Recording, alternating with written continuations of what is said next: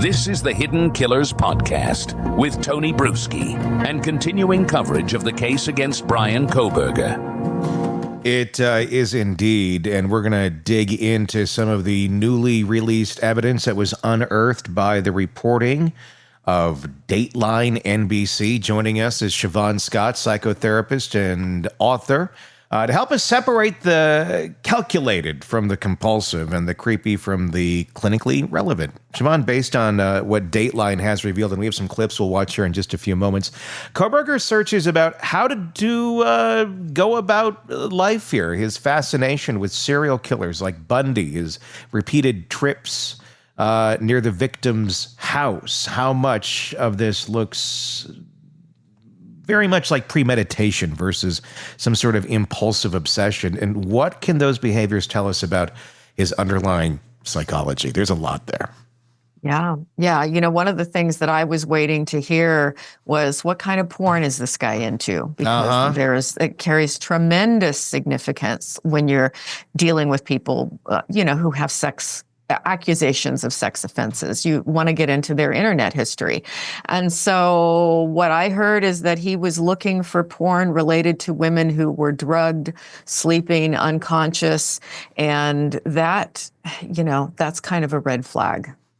It's obviously a genre out there for some rather disturbed individuals, but it's out there. And the fact that he's looking at it and he has pictures of women on his phone, the defense is going to argue, look, he was a 20-some-year-old guy. Yeah, he's into some kind of weird porn, but that doesn't make him a killer. There's plenty of guys who are watching porn, and there's plenty of guys who have pictures of busty young women on their phone.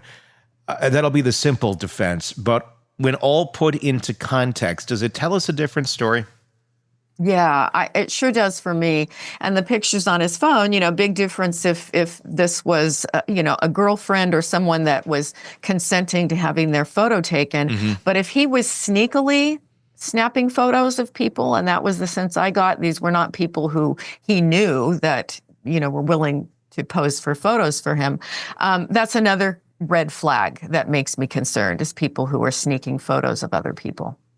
Yeah, and I don't know how much it was him sneaking the photos as much as it was going onto other people's Instagram accounts and such and just kind of taking the photos, which in itself is a bit of a weird thing to do. I prefer not to see people getting photos that way. There are enough legitimate ways you can look at photos of attractive women. Online, people who have posted things there, but going into other people's personal stuff and taking their photos is, to me, that's something that disturbs me. I would want to look at that person more closely. Yeah, without a doubt. And that's the thing. And we've learned that some of the photos, or Dateline has reported and has learned that some of the photos are of fairly close friends of people that were in that house. We don't know all the details yet. I'm sure it will come out in court. But the fact that the web goes that far. We don't know if there was anything with the actual victims there. But what does that tell us about what's going on here? Was this kind of, is he working? Allegedly, he's innocent until proven guilty. But if in fact it is him, is this someone who's kind of working their way backwards to get forward to where, or to the people they want to get to by going through friends and kind of working it that way? Yeah, it speaks to me of somebody who had a fixation, who was cyber stalking, who was apparently, according to the data about the car being in the vicinity, was physically stalking. And all those things paint a picture that, as the DNA has led back to him, that confirm that. Another thing that was going on, and obviously we've heard about it too with the searches, and it's part of the search history, looking up a lot of Ted Bundy. Yes, obviously he is a criminology student, so I guess not that extremely crazy of a possibility, but when you consider the striking similarities, although Ted Bundy had a charisma about him, Kohberger does not at all. Maybe he was aspiring. He wanted a little bit of Bundy's charisma and didn't have it. It's like Bundy without charisma is basically what it is. But probably someone that Kohberger might have looked up to. I mean, that's just speculation. But especially when you put it all into context with that picture at the end of the day, and that's the one we've talked about so many times, the one in the shower with the thumbs up. That seemed to be... amongst other nods to Bundy as well, with Bundy's thumbs up photo. What do you make of all that? Is this something? Does it show us anything? Does it give it any weight in court that he was looking up Ted Bundy prior to the murders taking place? Yeah, in and of itself, it wouldn't necessarily mean anything. A lot of people are curious about Ted Bundy, all the movies that have been made about him, books written about him. It's sort of like something freakish that people want to understand. But I think, again, it's everything in context here, and taking photos of himself, selfies of himself in the same manner as to look like Bundy. Again, it just puts a layer of creepiness on all of it that, it's another piece of the whole picture that I think does carry weight. It's quite an extreme thing just to jump in and go, I'm going to kill 4 people, or kill anyone in general. Just to go from 0 to that. I'm going to guess there was some buildup here, and there may have been some fantasizing going on. There may have been some, test runs in a certain way. Maybe that's part of the car circling the house all those times. But even deeper than that, Dateline reported on a very interesting piece of behavior, and that is that of Kohberger helping out a fellow teacher, a fellow teaching assistant, who he became kind of friends with, a female that also was in the same apartment complex as he shared. The story goes that she came into her apartment one day and her cosmetics were lined out on the counter where she did not normally put them. Nothing was taken. It was just very odd to see that because nobody should have been coming in and out of the house. She gets scared. She reaches out. She tells her friend Bryan, who she sees every day, and then he becomes the hero. He comes in, helps her set up a security camera, has access to the Wi-Fi password, has access to the security camera password. And she looks back on this going, oh God, was he studying me? Was he following me? Let's talk about that for a little bit. Obviously, she was not one of his victims in the sense of murder, but a victim in another way. What do you think is going on there? What is going on in someone like Kohberger's mind that he's going to carry out behaviors like that? Yeah, that's a really chilling one. And, guys who go on to become serial killers often start with stalking, with voyeurism, and with breaking into women's homes. Sometimes they steal an undergarment or something that they think won't be missed. And so when I heard about her cosmetics being lined up in a particular way, my brain took me to also, he has OCD tendencies, which are pretty well documented at this point. And did he just think her bathroom was too messy and he felt this urge to have to straighten everything up for her, which may be absurd and it may be true, who knows?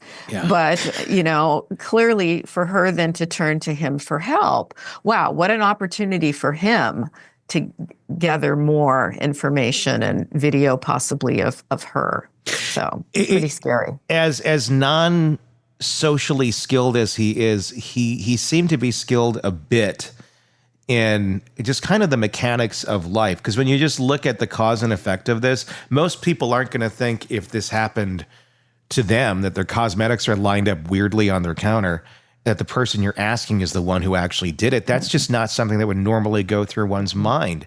But it's a real simple thing to do. I mean, you really just look at the mechanics of it. If you want to be the hero in somebody's life, well, instill a little bit of fear. And then be the person that's going to help take those fears away. That seems to be exactly what he did. And that's yeah. I mean, it doesn't necessarily then play into the murders, though, either. Is that more just like a control move? Is it a confirmation move of, look, I can get away with this, and it just kind of a step up to more and more extreme behavior? Yeah, and getting away with things is exciting. It's sort of like the prelude to the big thing, which is going to be the killings. But there may have been some things that she never missed. Who knows how many times he had actually been in her apartment, and what things he may have taken that were missed. And we don't know how many times might he have done this to other people. These kind of low-level burglary, stalking, voyeuristic kinds of things. My guess would be that he had been doing this sort of thing for years. Is this and just never gotten caught? Is something like this, is that compulsive, or I mean, is that calculated? And when I say compulsive, meaning like he has little control over to whether he's going to do it or not. It's the thought gets into his head, and it's just this urge that he can't quench. Is that the kind of thinking that some of these people have? I'd say it's like addiction, where somebody ruminates about something, they fantasize about something, they sexualize it, so they're masturbating while they're thinking about it and fantasizing, and the idea of going into someone's personal space, they get a sense of power, that they can sneak around and do these sort of things. And so, it's a good question. At what point do people have control over their addictions, and when do they not have any control? I tend to lean on the side of they've got control, but it may feel very much like a compulsive urge. But, I have a compulsive urge to eat ice cream. I mean, that's as severe as I get, right? Yeah. But I just don't keep it in the house. I can manage that urge because it's in my best interest to not be sitting there eating ice cream all the time. Yeah, I mean, every time, when I see you, when we first log on to this, you always have to put the ice cream bowl down. And I know there's a lot of times you're trying to sneak it between questions, but I get it. It's a battle. Let's watch some clips here from the Dateline episode. And I want to talk about what happened to Ethan Chapin. And I don't like getting gory or anything, but it's simply just part of this case. So we're not getting into super detail, but this is what happened to Ethan. This is again from Dateline NBC and their reporting on the Kohberger case. When you're dealing with crimes that are motivated by anger toward women, the men that are in the way are rapidly dispatched. Then, according to our sources, the killer did something strange. He carved Ethan's lower legs. Carved is the specific word that was used. If you view that person as having gotten in the way of what it is you're trying to play out, you might be overwhelmed with anger toward them and do something extra. And I think it's a clue that there was a sexualized component to this, because this was about women. There was a special anger toward that male. It looked like the killer sat down after that, said an investigative source, and left behind impressions in blood on a bedroom chair. He's exhausted. He's gone through 4 people. People that commit mass murder don't anticipate the adrenal exhaustion that's going to overwhelm them when they do it. I want to talk about specifically Ethan's, the word carving. On his legs. Ethan was someone who, I mean, at the end of the day, didn't pose a threat to Kohberger. He killed Ethan when Ethan was sleeping. Basically hit his carotid artery with the neck, and then I'm sure Ethan probably woke up for a few moments, and then died, probably very unsure of what the hell was going on. And then after that, had his leg carved into by Kohberger. It's not one of the girls. What does that say about what Kohberger was feeling about Ethan? A tremendous amount of rage, obviously, and it makes me wonder if some of that wasn't about Ethan was the kind of person that Kohberger could never become. He was someone that had a girlfriend, that was loved by everyone who knew him. We don't know how much Kohberger knew about him in advance, but he probably knew something about him. And this, in that way, he became symbolic for everything that Kohberger wasn't, and that could have spurred the anger. We've talked before about Kohberger kind of fitting the model of an incel, and incel men are particularly rageful, not only at women and at beautiful women in particular, but they're rageful at successful, attractive men as well. Yeah. And that's the thing in that community. They have like names for it. Is it is it Ken's? Is that what they call Chad and Stacy. Chads. Okay, Yes. Chads and Stacy's. I was thinking Barbie for whatever reason. Yeah. Well, that fits. Yeah. Chads and Stacy's. And that's something we don't think about all that often. We don't talk about all that often. We often think about these are men who they're so rageful because they can't get the women, and the women find them utterly repulsive and creepy because they are utterly repulsive and creepy. Yeah. But they can't quite figure out why. So it's everybody else's fault except their own, including the males. And that's an interesting thing when it comes to this, because you don't see them necessarily going after the men, at least that we see often in these cases. It's them going after the women with that hate and that spite. Is this a rare case where we see, if he is kind of an incel type thinking guy, that a man physically went after another man in a jealous rage as well because of not being able to be like them? Mm-hmm. Yeah, I think there was the case down in Santa Barbara, California, with Elliot Rogers, who was the incel, who identified very openly as being an incel. His initial goal was to take out a whole sorority house full of young women. They locked the door on him and he couldn't get in. So he then went around town with a gun and his BMW and was running into people. And he killed quite a few young, attractive men in this killing spree. So I think it's like, well, if you can't get the Stacy, then go for the Chad. Oh. And just incidentally, there's that profile online that and people go back and forth and if it was him or not, the Papa Rogers, which seemed to know information but nobody else knew, and seemed to be an odd little homage to Elliot Rogers. It wasn't Papa Roger, it was Rogers, which is rather interesting. Let's watch another clip from Dateline talking about the mind of Kohberger and some of his apparently chilling fantasies. Let's take a look. He's clearly trolling and getting stimulated by looking at people who in his mind fuel the fantasy. And with the trial just weeks away, how will his attorneys defend Bryan Kohberger with the death penalty hanging over his head? How do you mount a defense to all that stuff? Piece by piece. And if one card falls, then the house can fall. Do you think the house can fall on this one? Do you think that there's any chance here that Kohberger's going to have some sort of story or alibi that's going to put reasonable doubt in the mind of a jury from what we know so far?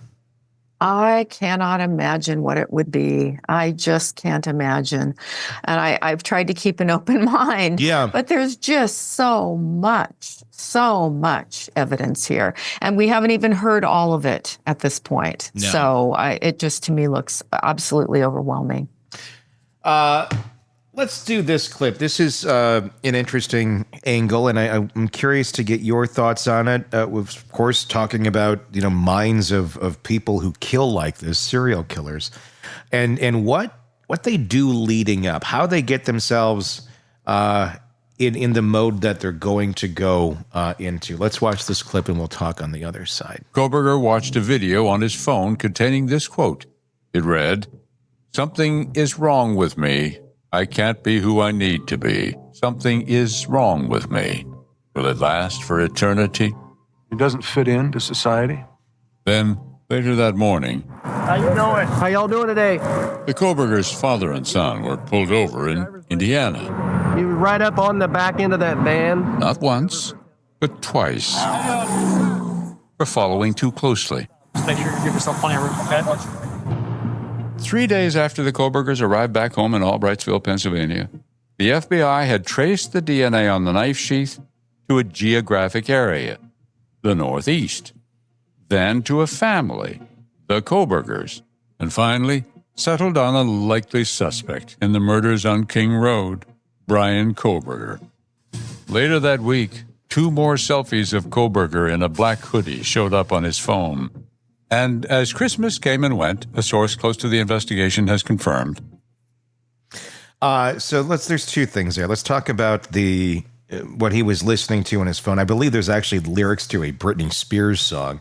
And it was it was a slowed down, creepy version of it as well that he was listening to. Wow. A lot of people in their lives, let's just take normal human healthy behavior.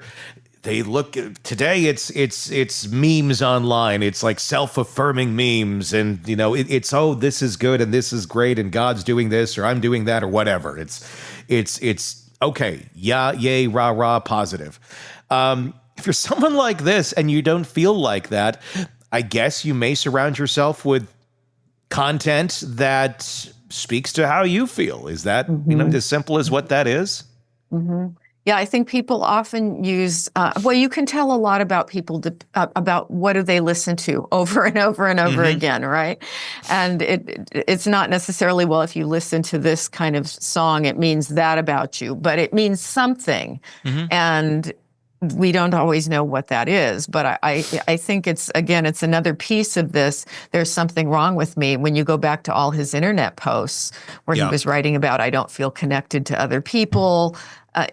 This is a guy who was isolated and knew that he was different from other people, but doesn't seem to have the wherewithal to alter much about his personality. So I think if we got into the brain of Bryan Kohberger with enough finesse, which we don't really have, neuroscience that can do that at this point, but I think we would see that this is somebody that, yes, there was something wrong with, and there had always been something wrong with him.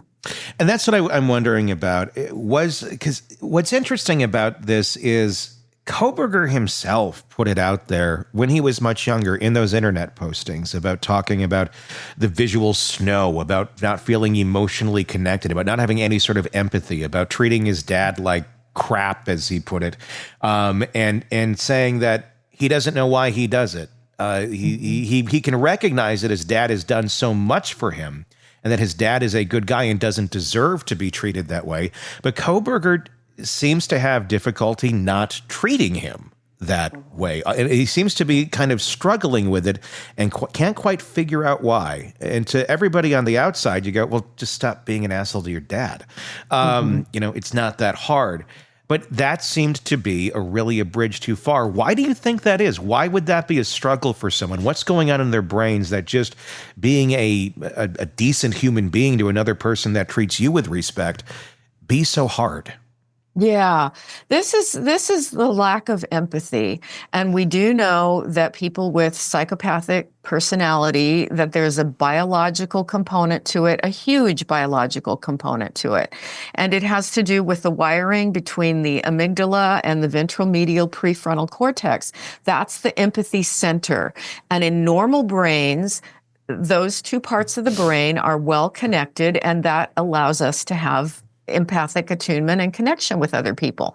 Some people are born without it, and we can't blame them in that sense. It's like, you were just born with a faulty brain, and they can have enough wherewithal to stand back and say, okay, there is something different about me. But just knowing that they're different doesn't mean that they can overcome it, because they just are not quite right. And that's the next question. Is there overcoming that? He was being a red flag for himself. Hey, there's something wrong. There's something wrong here. Had he gotten the right help, and I'm not saying that he didn't. I mean, it seems that he did go and get diagnosed and all that. I don't know what exactly his parents did when he was younger. I don't know what he did. So I'm not trying to fault them by any means. But just in theory, does a person exist? Is there something out there that would have existed that could have fixed Bryan Kohberger and this broken brain, if it's him and if it's the way that we seem to see it as being from what he's been presenting? It's really, really hard to answer that. And my guess is that he had a lot of support from the family. That looks to me like they're good people. He probably, as we get the whole story of his background, he probably did have a lot of extra help. We know he had treatment when he was in the substance abuse program. So it's a wonderful philosophical question. can you do anything about a person who has a brain that is simply not structurally normal? We like to think that if you get kids at a young age who have these kind of psychopathic traits, and you can at least teach them how behaving differently toward other people will benefit them in the long run, that you can at least shape them to some degree and turn them in a more pro-social or positive direction.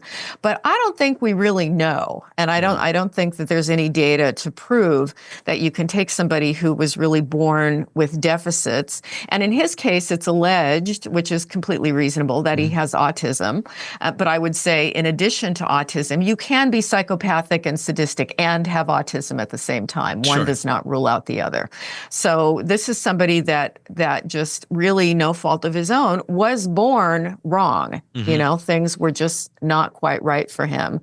And I think it's really important for the families. Imagine the torment if you really were a wonderful parent and you did everything right by your kid, and then you have a kid turn out like this, and everybody turns and looks at you and points the finger and says, "What did you do to him?" You know, I just don't think we can go there, because there are things about the brain we don't understand, but we do know enough with brain imaging that, whoa, some people are really different. What do you think the conversation was on the phone calls that he made to his parents the morning of the murders? Because that was revealed on Dateline as well, that shortly after, when he got back home in the early morning hours, there was 2 phone calls to his family home in Pennsylvania. One was, I believe, 20-some minutes. The other was 40-some minutes. We don't know what the content of those calls was. If, in fact, he did this, is like I said, would have just been hours after these murders took place. It would have been right in the timeline next to where he's doing the thumbs up selfie, and right before he gets back in the car and then does another pass at the house. Is that a happy, peppy conversation, you think? I could actually see it being more of that than it is any sort of down and out. Clearly, I don't think he confessed to his parents or anything like that. No. But what would you imagine that conversation to be? I think he was in a terrific mood. I think he felt powerful. He had fulfilled this fantasy that he'd had for months, if not years. And whatever the content was, we don't know. But my guess is his mood was elevated and he was peppy. Good word. And it's interesting when you look at all of this, peppy, happy. He was also, according to his students, very laid back after these murders took place. Suddenly there was a very different Kohberger in the classroom. It wasn't the very hard-edged and difficult to work with and difficult to be heard with Bryan Kohberger. This was someone who was suddenly grading papers on a whim and giving everybody great grades, not being super critical. What does that say about it? Is that part of the euphoria of I'm in a great mood, so who cares about this anymore? I don't have to worry. I mean, what is that? Yeah, it was like the act of the killings, this thing that had this pressure that had been building up for so long that he was so fixated on.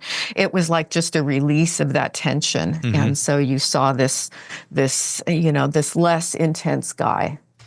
One more clip. This is about Bryan's attempt to make some friends at a pool party.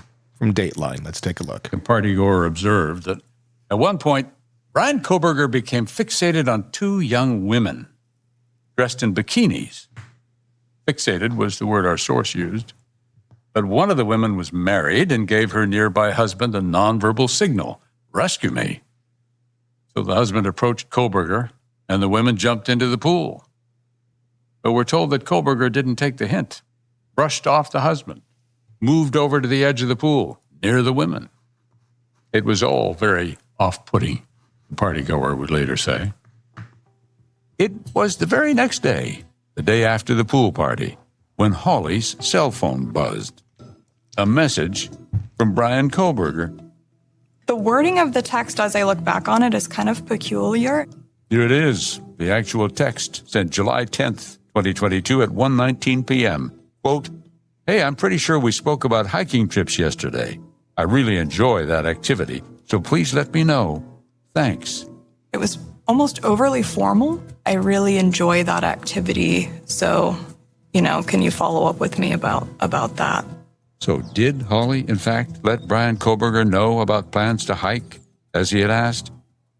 No, she did not. There's not really a good explanation. Yeah, so you got two things there. He's totally either missing or ignoring the cues at the pool party, and also sending out really weird worded texts that just don't quite seem human to them. Let's start with the pool party. And was he missing the cues of the men saying, hey, this is my wife? And, most healthy people would be like, backing off pretty quick, either embarrassed and scurrying away or just like, hey, sorry, man, I didn't know. And most men would be like, it's okay, I hear, whatever.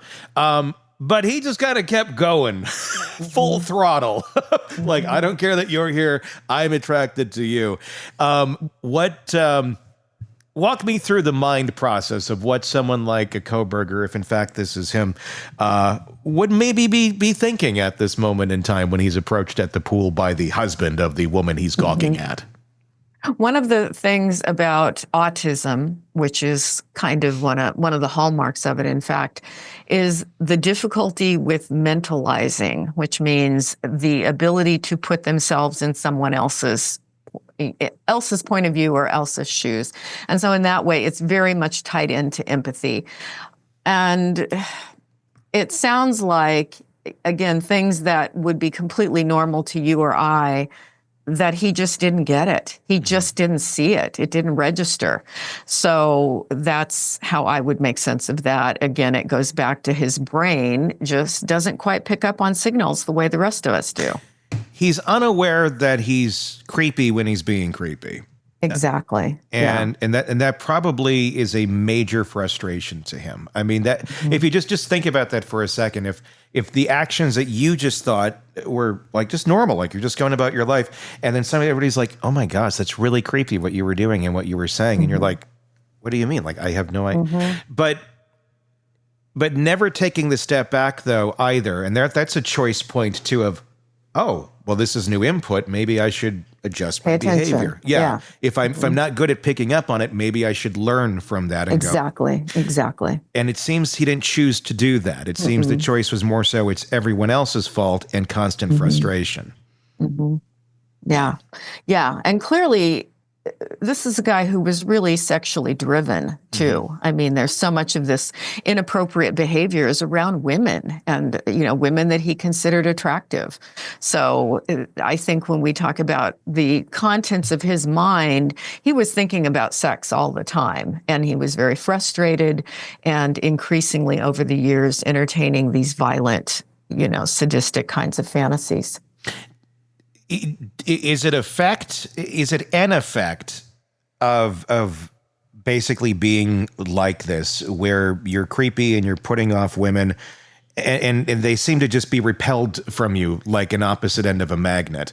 Does that drive that sexual fantasy and that sexual desire even more just because you've had little to no success with it your entire life? And that's like the one thing that you want it's the one thing you have like zero skills at getting close to, and you actively are pushing them away and you don't even know why.